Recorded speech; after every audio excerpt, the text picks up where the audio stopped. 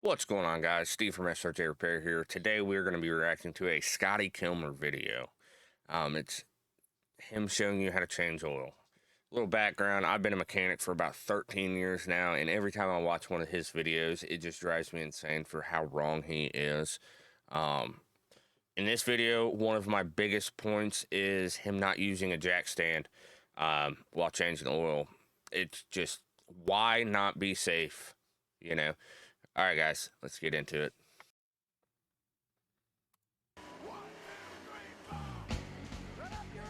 Oh God, this guy is so cringe, man.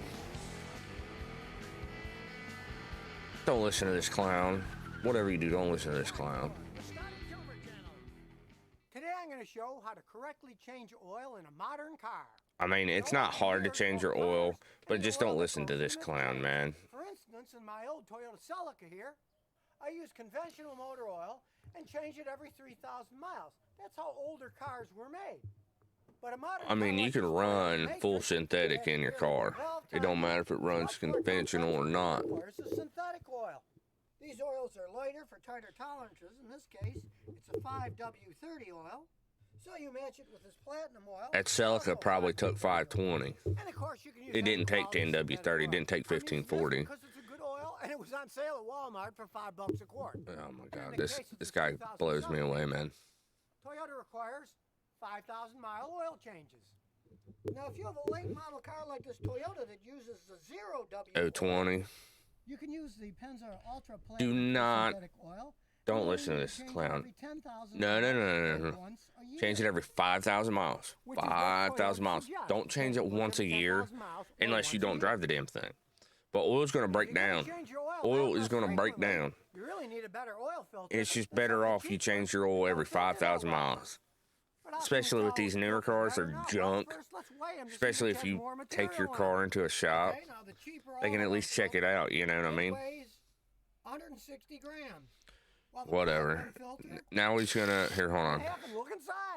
Now he's gonna cut them off with a grinder, holding the goddamn filter in one hand, holding the grinder in another. That thing could slip and cut your goddamn hand off. Don't do that. Put it in a goddamn bench vise, man. Put it in a goddamn bench vise. Now when we compare the insides, the cheaper filter and the expensive ones have the same type of shell, but the seal on the cheaper one melted right off and fell. Okay. Well, the one here just stuck on the better filter, so it's got a better seal on it to begin with. Well, yeah, it's a more expensive filter. What do you expect, bro? Much less pleats, so there's less surface area, and it uses a cheaper. Oh my God, man, this guy. It's a better composite one that can hold a lot more dirt. Whatever. But here, it's all metal with a metal spring, so it's going to last a lot longer. So if you're going through all the trouble using the right oil for your engine, you might as well change your own oil. Watch this. Watch this. All modern cars are pretty low to the ground. Watch this. Now, some guys who are really worried to put a jack stand under here, but really, we're just jacking the car up. The tires are still on the car, so even if it went down, the car would still land on the tires. It wouldn't crush you. All right. Little thing right here. He has that thing jacked up probably, what, a foot and a half? So he could slide his ass underneath that car. It don't matter if the tires are on it or not. Use a goddamn jack stand. Because it might not crush you, but when that son of a bitch falls on you, it's gonna hurt like a bitch. So definitely don't listen to this slapdick. If you don't feel safe, put a jack stand underneath it. If you pull the tires off of it, put a jack stand underneath it, guys. Don't do anything that's unsafe, especially if you just want to learn how to work on your own cars. Always side on the side of safety. Always go for safety. You know, it's not worth saving a couple $100 if you end up spending $1,000 in medical bills when a car falls on your ass and you break a couple ribs or whatever. Like, always side with a bit of caution. You know what I mean? Like, it's not scary. You know, I do this every day. I've been doing this every day for 13 years. It's not scary. You just have to, you know, use common sense when you're working on a vehicle. And there's information everywhere. Just don't listen to his information. Here's where years of experience have taught me a lot. Sometimes it's hard to get those drain plugs off, so Then get a they're over long tight. bar like this with Then a they're over socket tight. on it, It shouldn't be you this can tight. easily pull it loose. And of course, you have your drain pan ready to catch the oil when it comes out. Here's your oil drain plug. You just put the socket on and give it a big pull. Oh, there it goes. Don't do that. And with Don't your use. fingers and gloves, you Don't turn it tighten on. the son of a bitch that tight to where you need a Let it breaker go. bar. And of course, should be realize snug that with a you run ratchet. your engine for maybe 5 Don't do minutes this. and let it sit for 10 minutes before changing the oil, so the oil's warmed up and flows better, but it's not too hot. That's If why the you wait 10 oil minutes to is change it. gunked up, And realize for the drain plug, you're it's a good changing idea your to get a oil new to, gasket every time to put on before you put it back on to make sure it too doesn't in like too in And once it often. stops dripping, You have to, put the you plug know, on with if your it's clogged, finger, if it's then put sludged the up, socket on to make it running nice it's and just gonna tight. make it hot sludge.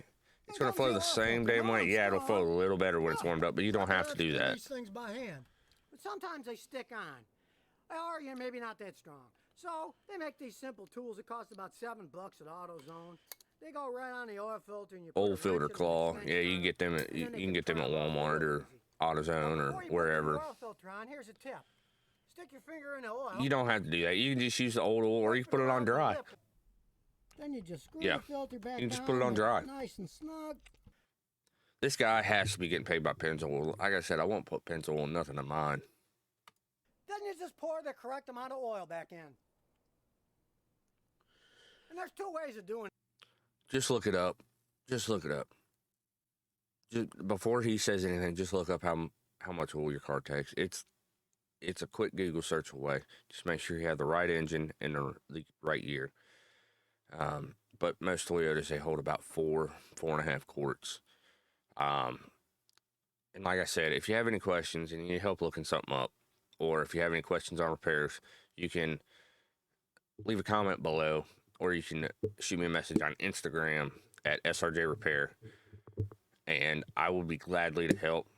And yeah, just keep that in mind.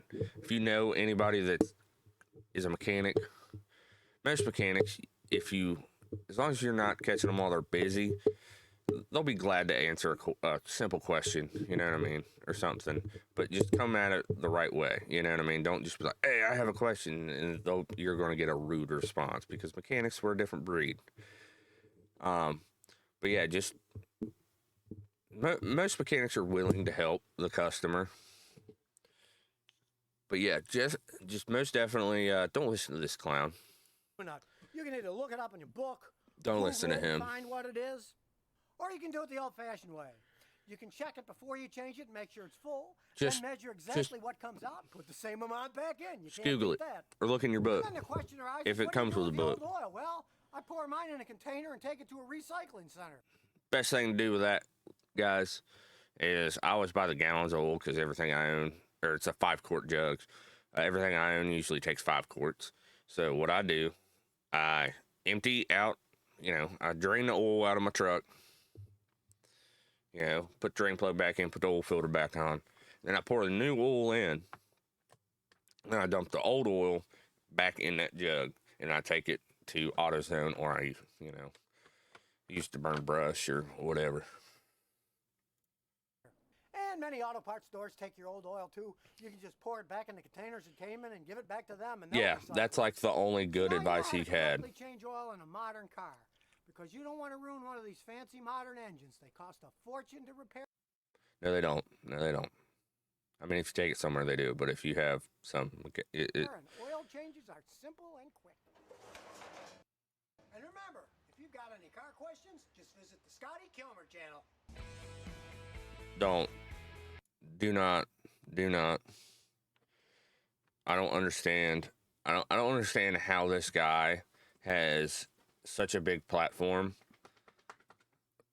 and he's a hack, man. He's an absolute hack. But guys, that was me reacting to a Scotty Kilmer how to change your oil video. And yeah, like I said before, if you guys have any questions, I'm going to leave a link to my Instagram in the description below. You guys can 100% shoot me a message, and I will be gladly to answer it to the best of my ability. Or you can leave a comment below. Tell me what you thought about this slapdick Scotty Kilmer video.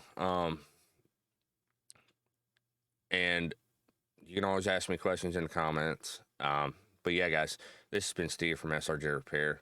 I appreciate you guys stopping by. And if you want to, hit that subscribe button and drop a like on the video, you know what I mean? So we can spread the word to tell people not to listen to Scotty Kilmer. Do not watch his videos. It is a waste of time and could possibly be a waste of money.